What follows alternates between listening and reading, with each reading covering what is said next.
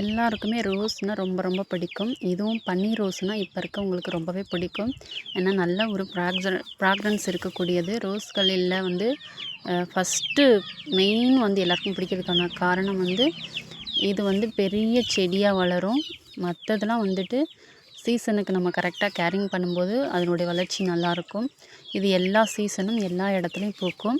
Plus வந்து பஞ்சாக கொத்து கொத்தாக பூக்கும். நீங்கள் கட் பண்ணி விட்டுட்டு அடி உரமும் நீர் உரமும் கரெக்டாக கொடுத்துட்டு வந்தீங்கனாலே உங்களுக்கு நல்ல வளர்ச்சி இருக்கும். பன்னீர் ரோஸு, இது பன்னீர் பட்டன் ரோஸு. ஸோ ரெண்டுமே எப்படி என்னுடைய கார்டனில் பூத்து குலுங்கிட்டுருக்கு பாருங்களேன். ஸோ நான் கரெக்டாக ஃபாலோ பண்ணுற விஷயத்த உங்களோட மெயினாக வந்து ரோஸ் செடிகளுக்கு நான் உங்களோட ஷேர் பண்ணிக்க போகிறேன்.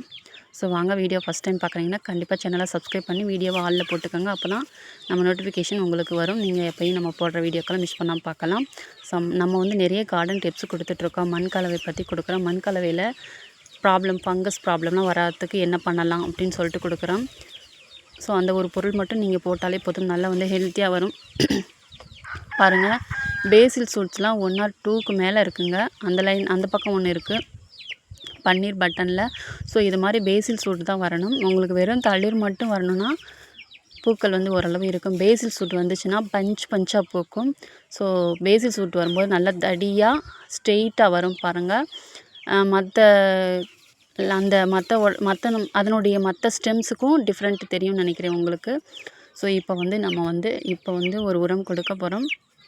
ஸோ நான் இந்த உரம் வந்து காய்கறி கம்போஸ்ட்டு, தொழு உரம் ரெண்டுமே சேர்த்து தான் மிக்ஸ் பண்ணியிருக்கேன். ஸோ ரெண்டுமே ஒரே இடத்துல வந்து ஃபஸ்ட்டு நான் கம்போஸ்ட் பண்ணினதை தொழு உரத்து கூட ஆட் பண்ணி புளிச்ச நீர் கரைசல், அந்த மாதிரி புளிச்ச நீர், தயிர் என்ன கிடைச்சாலும் சரி அதில் நான் தெளிச்சுக்கிட்டே வருவேன். ஸோ எனக்கு அது வந்து ரெடி ஆகிட்டே இருக்கும். அதை வந்து இது மாதிரி ஒரு கைப்பிடி இந்த மாதிரி மண்ணை கிளறி விட்டு நம்ம தேவையான காய் செடிகளாக இருக்கட்டும், ரோஸ் செடிகளாக இருக்கும், இதை மாதிரி கொடுத்திங்கன்னா அதனுடைய வளர்ச்சி நல்லாயிருக்கும். சரிங்களா? தொழு உரம் சொல்ல வேணாம், நல்லாவே ரிசல்ட் இருக்கும். அது கூட காய்கறி வேஸ்ட் கம்போஸ்ட்டும் சேர்ந்து நமக்கு வந்து இருக்குது. அப்புறம் ஒரு நீர் உரம் பற்றி பார்க்க போகிறோம். இந்த மாதிரி நல்லா மண்ணை கிளறி விடுங்க. மண்ணை கிளறும்போது அந்த வேர் பக்கத்தில் கிளறாமல் கொஞ்சம் ஒரு 2-3 இன்ச்சு தள்ளி அதை சுற்று பகுதியில் கிளறி விட்டு 1 இன்ச்சு இல்லைன்னா 2 இன்ச் அளவு வந்து கிளறினா போதும். ரொம்ப ஆழமெல்லாம் கிளறணும் வேணாம். அப்புறம் நம்மக்கிட்ட இருக்கக்கூடிய இந்த 2 கம்போஸ்ட் மிக்ஸாலையும் நம்ம வந்து ஒரு கைப்பிடி அந்த செடிகளுக்கு தேவையான அளவு கொடுத்துக்கலாம். ஸோ நான் வந்து கோழி இருக்கனால நான் வந்து கல் வச்சுக்கிறேன். 2வது வந்து நான் கல் வச்சா அதை வந்து எடுத்து பறிக்காது. பாருங்கள் எவ்வளோ பூக்கள் இருக்குது. இந்த பூக்களை எல்லாமே நம்ம வந்துட்டு அடுத்து பறிச்சுக்குவோம். இப்போ வந்துட்டு உரம் வச்சுருக்கோம். ஸோ நான் நாளைக்கு இதை பறிச்சுட்டு அதுக்கப்புறம் இது எப்படி வந்து வளருதுன்னு சொல்லிட்டு நான் உங்களுக்கு காட்ட போகிறேன். நிறைய நான் என்னுடைய கார்டனில் காட்டியிருக்கேன். இது பார்த்திங்கன்னா அடுத்து நம்ம கொடுக்க போகிறது 2 மிக்சடு கலந்த கலவை தான்.